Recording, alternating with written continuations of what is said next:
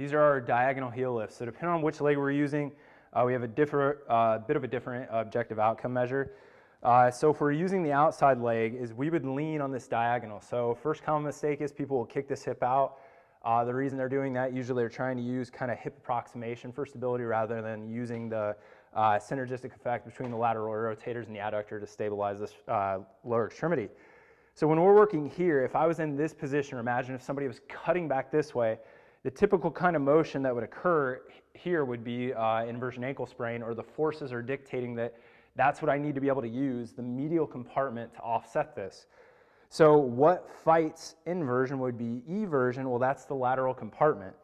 So when I come into this position right here, well, I'm going to be using the lateral compartment to lock the midfoot or the rear foot so I can go through the first straight. And this is where we want to make sure that the hallux is driving into the floor as we're going through this heel lift.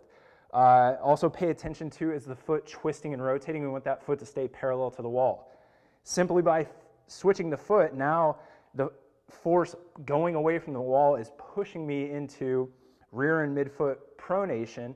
So to go through a heel lift here, I'm having to use the medial compartment, things like posterior tibialis, flexor hallucis longus, flexor hallucis brevis, to lock kind of the midfoot and maintain the medial longitudinal arch of the foot as I again push through that first stray, not letting the hip kick out away from the wall again.